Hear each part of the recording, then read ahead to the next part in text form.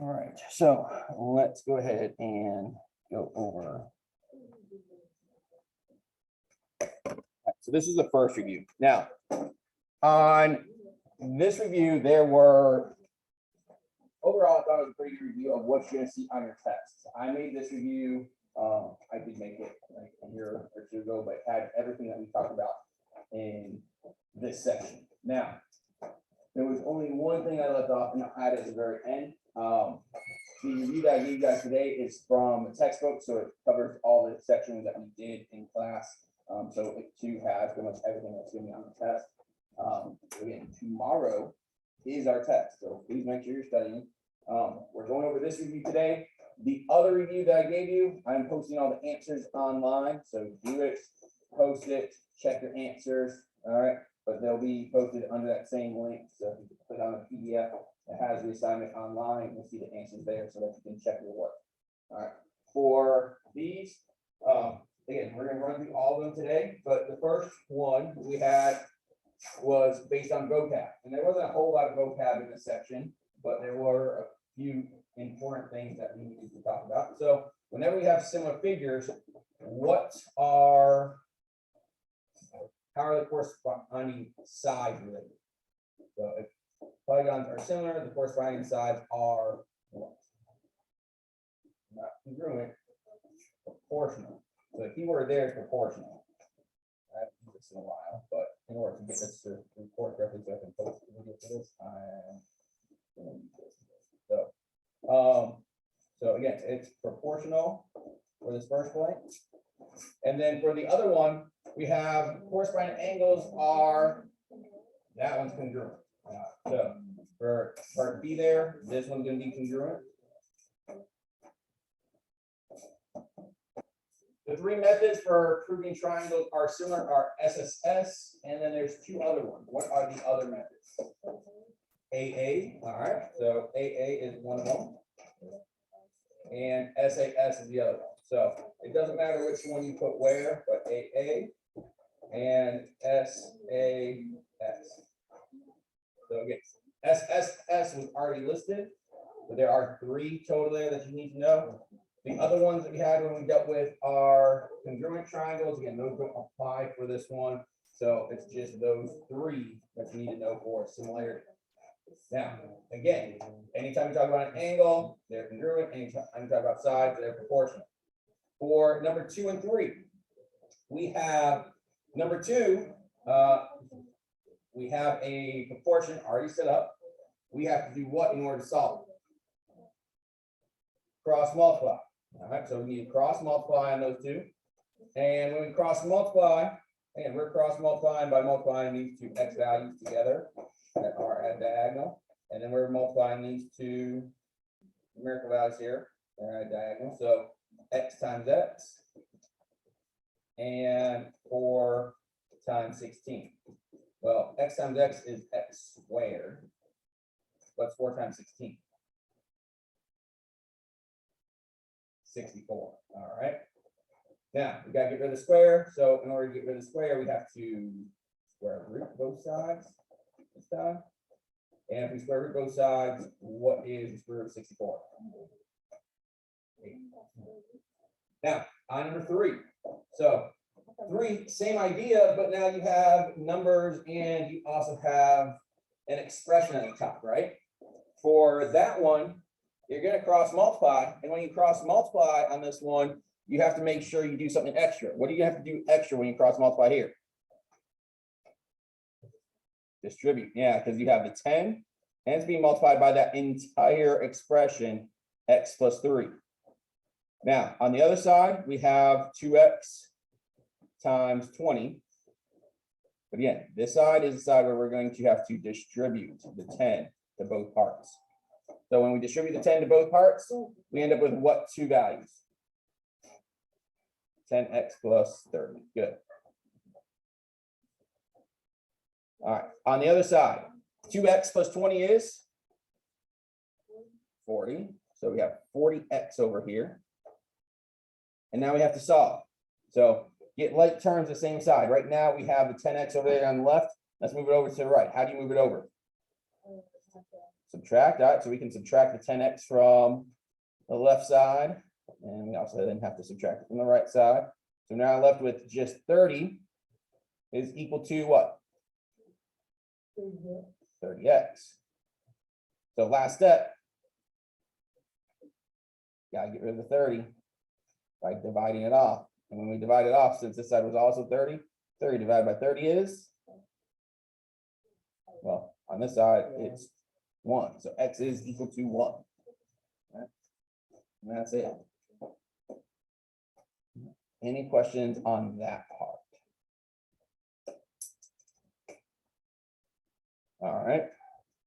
Get rid of this thing. Anybody need it before I get rid of it? I'll wait. I'll see people copying.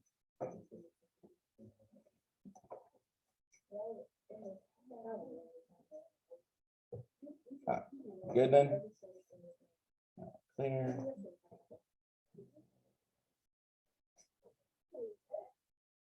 So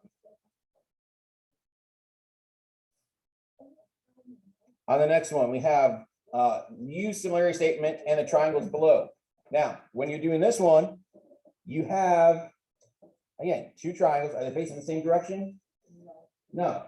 So since they're not facing the same direction, you have to make sure you're matching them up correctly. How do we know if we're matching them up correctly? What about that problem tells us how we're matching them up? The statement, all right. So again, the statement that they give you will always tell you that you're setting them up correctly. So this statement here tells us the correct corresponding order of each one of those pieces. So L corresponds to W, H corresponds to I, S corresponds to N. So when we look at that, part A asks what side is proportional to LS. Well, we don't really need to look at the figure. We look at the statement. LS corresponds to what piece? WN. Yeah, so you want to look at that statement, and again, whatever corresponds to L, which is W, whatever corresponds to S, which is N, those are the two pieces that we're going to be using. So we can say that what side is proportional to LS? It is segment WN. Now, what is our scale factor? Well, you can use those two pieces, LS and WN, to set up the scale factor. So what is our scale factor on this one?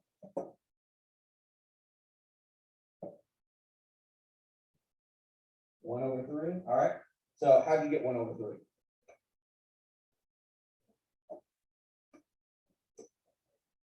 All right. So on here. Now you said that you did this, right? 6/18. How many people agree with that?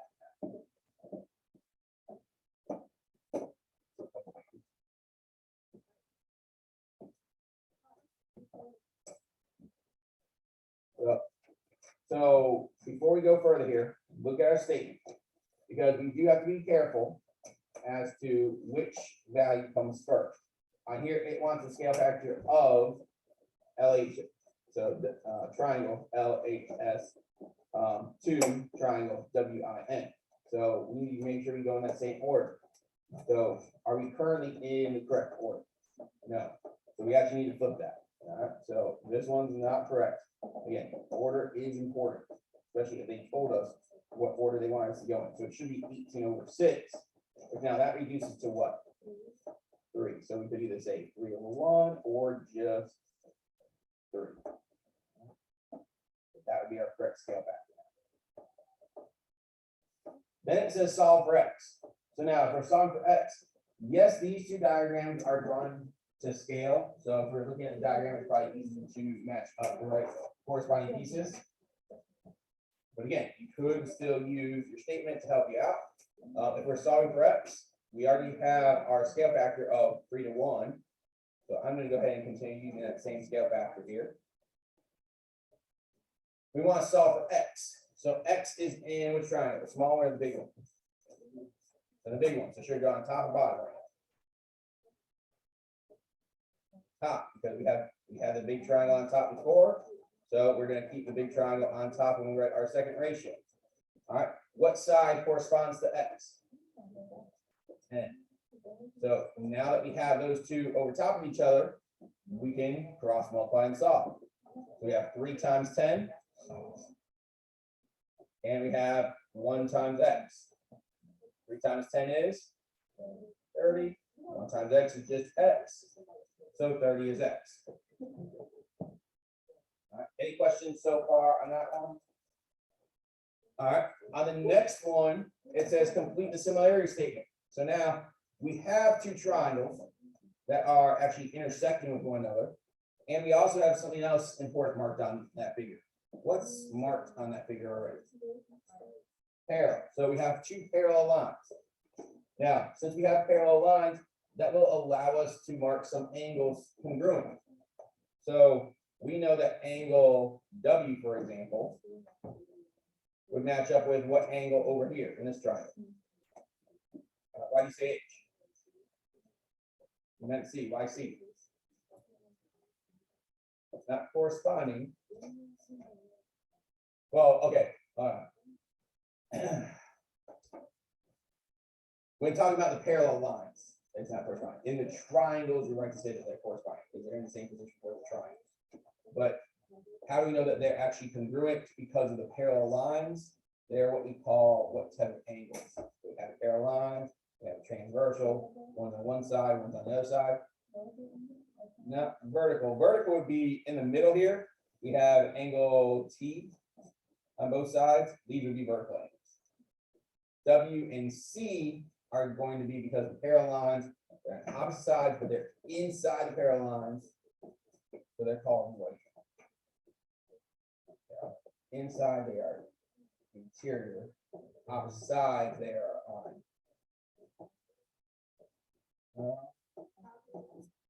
alternate interior angles. All right. AIA, alternate interior angles. So W and C are alternate interior angles. Same thing with A and H. So if I mark A with 3 lines here, I can mark H with 3 lines because they are also alternate interior angles. Now, WAT, we have to make sure we go in the same order and make the statement. So the marks that we just wrote on here can help us out. WAT corresponds with what?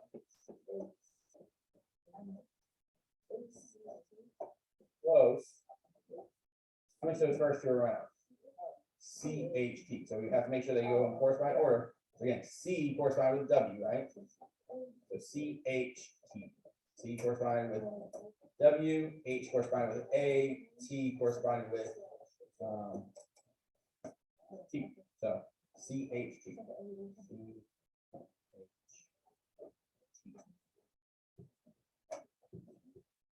Any other questions there? All right. Can I clear this before I move it up? Or wait? All right, I'll wait.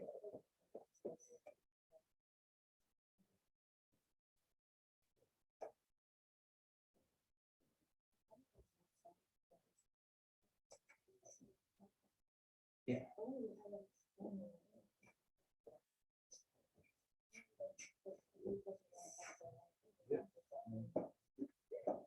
You want? Yeah.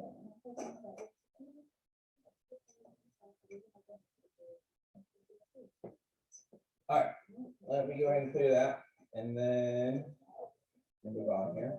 So we have now number 6.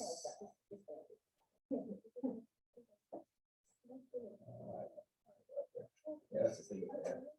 All right, for number 6, we have those 2 triangles that are right triangles. They have markings on them to let us know how they match up. We don't have a congruency statement, so we have to use the markings this time. And when we use those markings and to solve for x, first off, which piece is going to match up with x?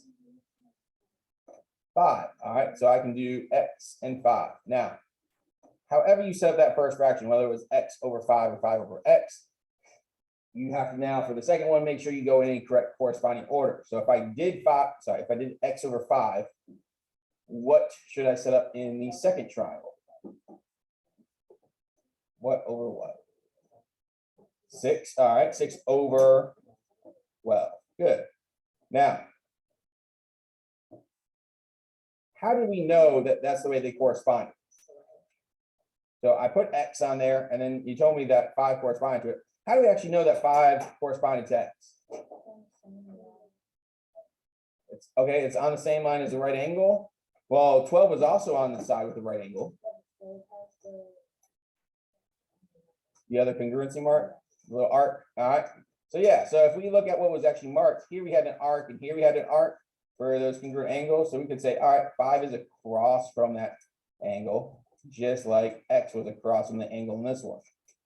So since X was opposite that angle and 5 is opposite that angle, those two are corresponding. The 6 and the 12 are both adjacent to that angle, so they are the ones corresponding. All right, now that we have that, we can solve. If you want to, you can simplify first. We have 6 and 12. Well, 6 and 12, both divisible by 6. So this could be 1/2. Make it even easier.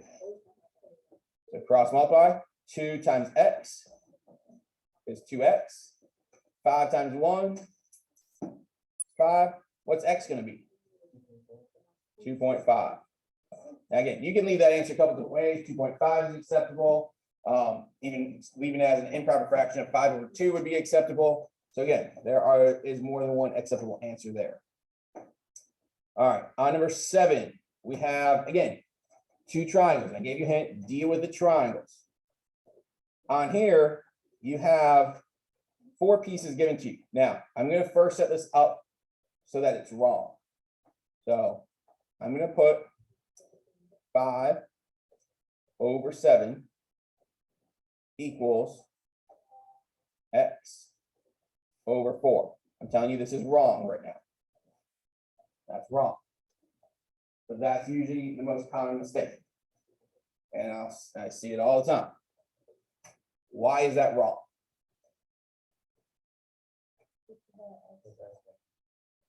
Is what? All right, yeah, so X has to be added on to the 4. So right now, if we look at how this first ratio is set up, 5 represents this side of the short triangle, right? It's this piece here.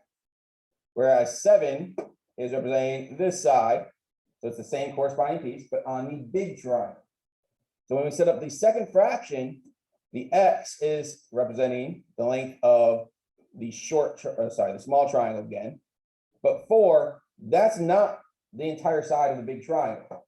In order to get the entire side of the big triangle, you have to combine both the 4 and that X. So this entire length is 4 plus X. So down here, we need to make sure we add on X as well to be part of that big side of that triangle.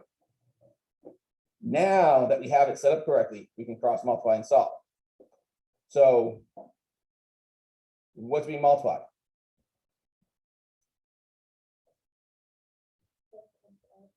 Okay, 7 times X. Sorry, right. And 5 times 4 plus X. And when you do this side, what's special about that side? That distributes. So that 5 goes to everything. So 5 times 4 is 20. And 5 times X is 5X. So what's our next step in solving? Subtract 5X on both sides. I'm going to not show the step, but I'm doing it, right? Subtract 5X on both sides. I'm left with 2X. And then finally, get rid of the 2 by dividing it off. And when I take 20 divided by 2, I get 10. All right. Any questions before I clear the board this time?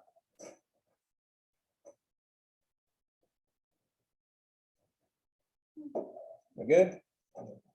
All right.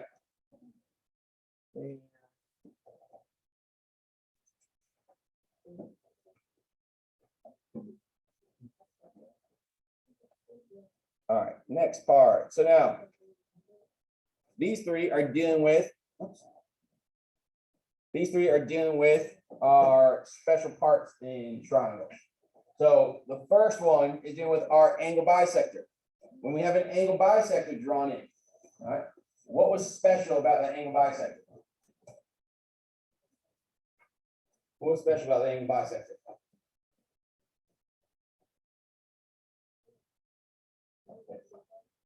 All right, so it separates the sides. How does it separate sides?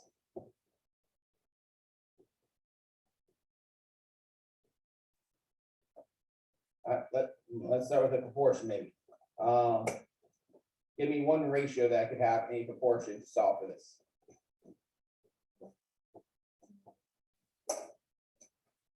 Uh, 15 over x does not work.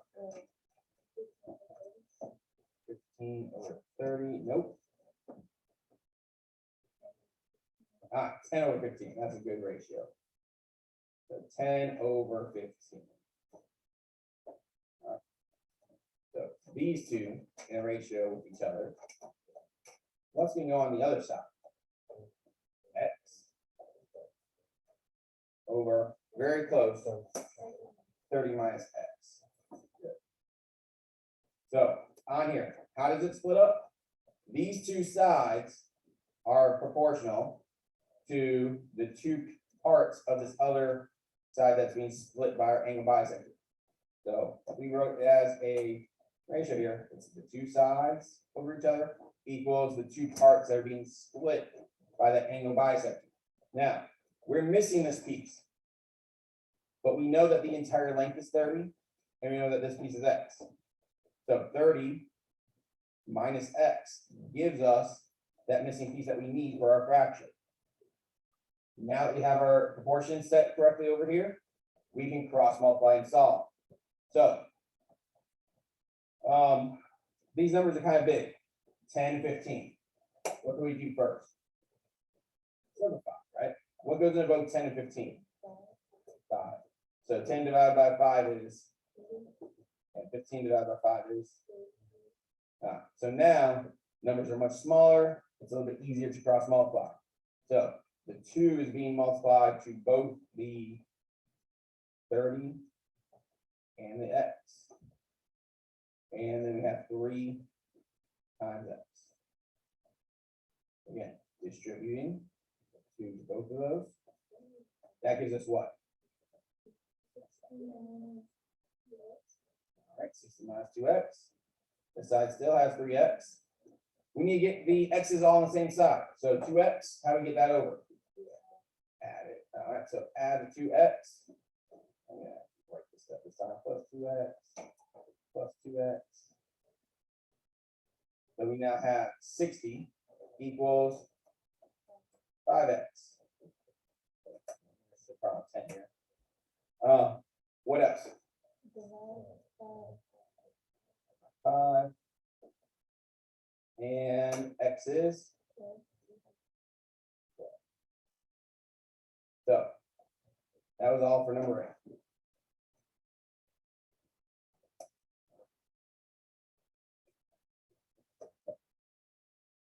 On number 9, you now have 2 different variables on number 9. And you can solve for these 2 different ways. Because one of them, we have a set of parallel lines that are splitting the sides proportionally. If they're splitting the sides proportionally, then where you can take the values that are there and actually separate them, just using that parallel line, that we have the 2 over 4 is equal to 3 over x. Again, the parallel lines are cutting the sides proportionally, so we can use that to set up our proportion. Now, all it is cross multiply and solve. So 2 times x is 2x. 4 times 3 is 12. Divide off 2, and x is. Now, could we have went a different way? Yeah, we could have also simplified the 2 over 4 first, got 1/2, then cross multiplied. Again, the work was very similar, so I just went ahead and went straight to cross multiply. But if those numbers are big at the beginning, we definitely want to simplify. Now, the next step, can I use 2 over 4 again to find y? So look at where y is. Can I use 2 over 4 to find our y value? Not this time. y is not on one of the sides that's being split by that parallel line. So when I write a ratio that includes y should end up being over what value? 12. So when I'm comparing these, y is coming from the little triangle at the top. 12 is coming from the entire thing, the big triangle. That's that entire image. So when I set up the other side, well, 2 can still go with y, right? So 2 can still go at the top, just like y did. But can 4 go at the bottom? No. Does 4 represent the entire triangle? No. What represents that entire side of that triangle? 6. We have to combine both of these to get a total of 6. And that's what's going on the bottom. Now, could I have used the other side? Could I have used the side that 3's on? Yeah, so instead of doing 2 over 6, I could have also done, since we had solved for x and got 6 down there, I could have said 3 over, and that whole side would be 9. So I could have done instead of 2 over 6, said 3 over 9.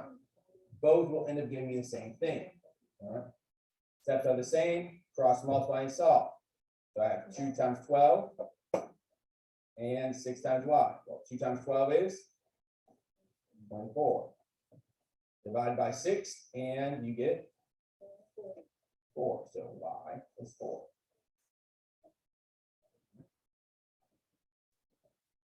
Now, down on the bottom, number 10.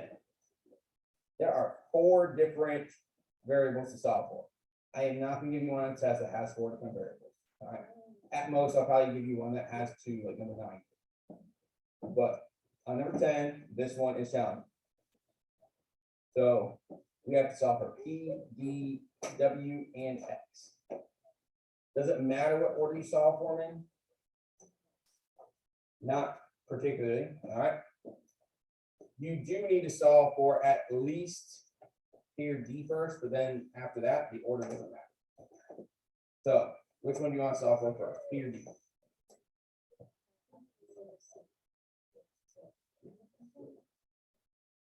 You said D? All right, let's go with D. All right. On here, so D's down here. We're going to do D over 18. Now, since I did D over 18, what's going to match up with the D and the 18? 8 and 24.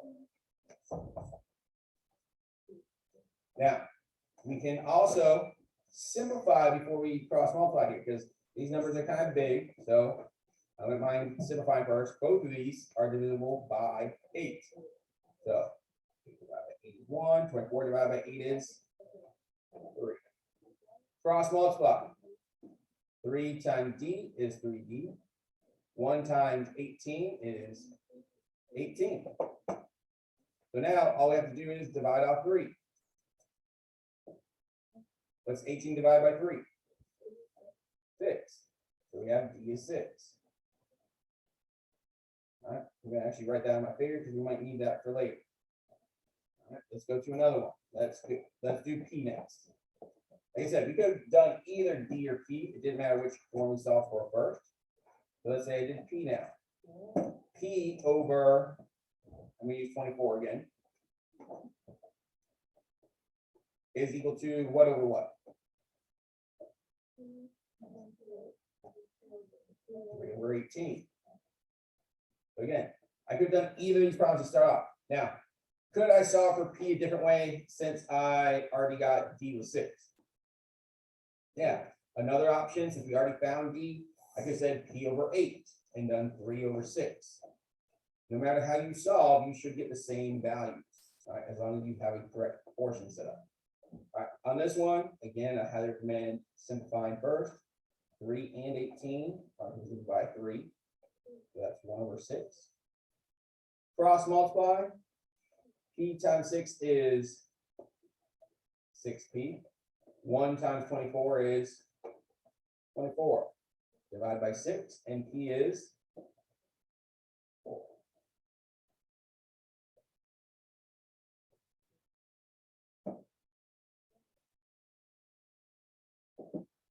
All right, now we have W and X. Again, doesn't matter which one you solve for first. So we have all the side lengths now. W, let's say I do 3 and W, because 3 and W, they are in corresponding positions. 3 is from the really tiny triangle here. W is from the medium-sized triangle. So we need to make sure we're matching up corresponding parts using the small triangle and the medium-sized triangle. So somebody give me one fraction that I can use here. What was it? You said 8 and 4? 8 and 24. No. So on there, again, we want small triangle and medium-sized triangle, right?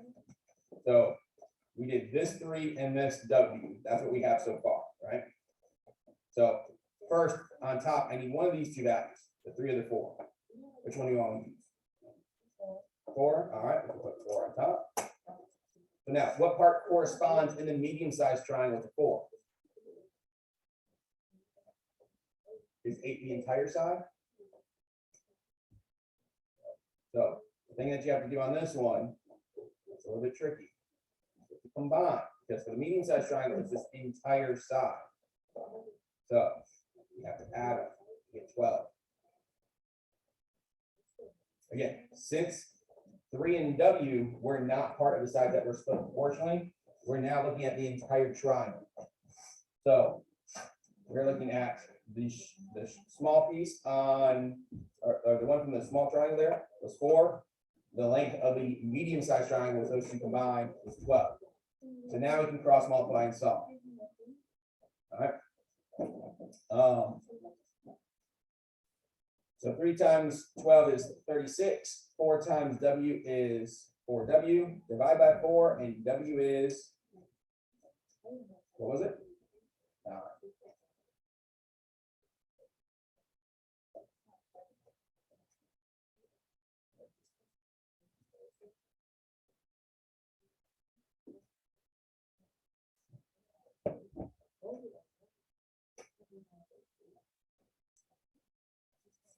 All right. There's one more.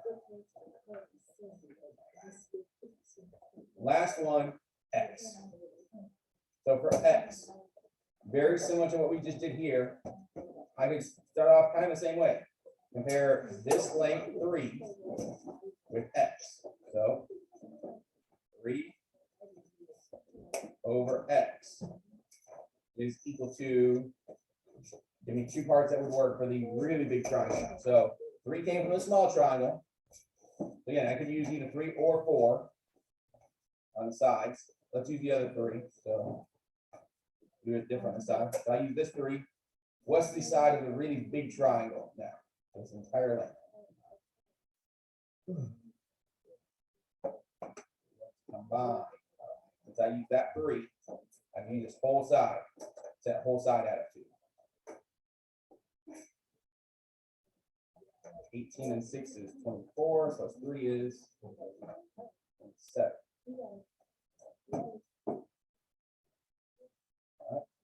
Could I simplify this? Yeah. 3 goes into 27. 3 goes into 27 how many times? No, so simplify that. And now cross multiply. 1 times X is just X. And 3 times 9 is 27. And that's our answer. Again, I will probably only give you one that has up to 2 variables on the actual test. That one was a little bit on the challenging side. But any other questions on any of the work that we did in that space? Yeah.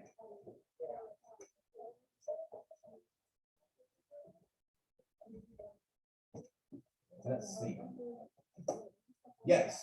So if you used 9 over X, you are doing the medium-sized triangle to the large triangle.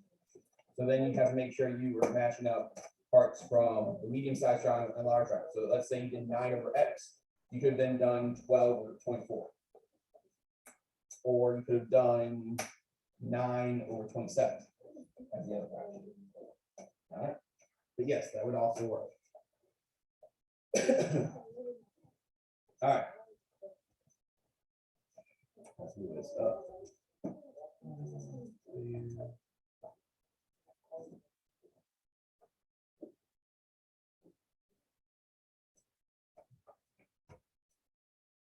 All right. On this one, we have our original. We need to plot these points to see what this actually looks like. So -5, -3, 4, 3, 4, 3, and 4, -3. So we have a triangle that looks something like this. Yeah, I'm sorry if I messed this up completely. All right. On the next one, we have -4, 2. We have 2, 2. And we have 2, -2. So the pink drawing, very good, but the pink drawing is the original, the pre-image. The red drawing is the new, the image. Is it a reduction or a enlargement? It's definitely a reduction. It got smaller, right? That's a reduction. What's the scale factor? Well, we just need to compare two of the sides. All right. So if we count the vertical side here, this has a length of 4. This has a length of 6. What number goes on top? 6. Why do you say 6? Right. So for this one, let's think about it for a second. If I put 6 on top, 6 over 4, is that going to be a number greater than 1 or between 0 and 1?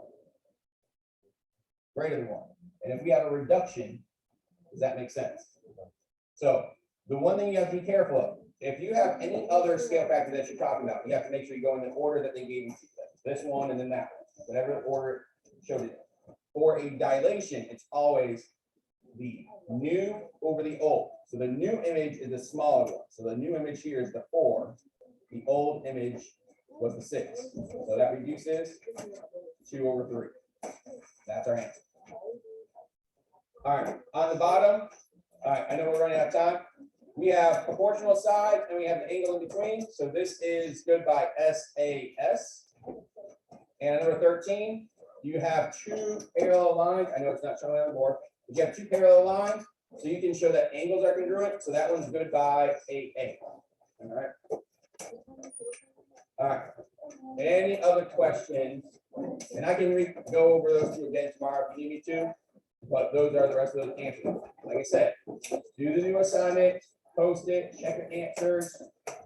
They will be attached in the PDF that's on the assignment.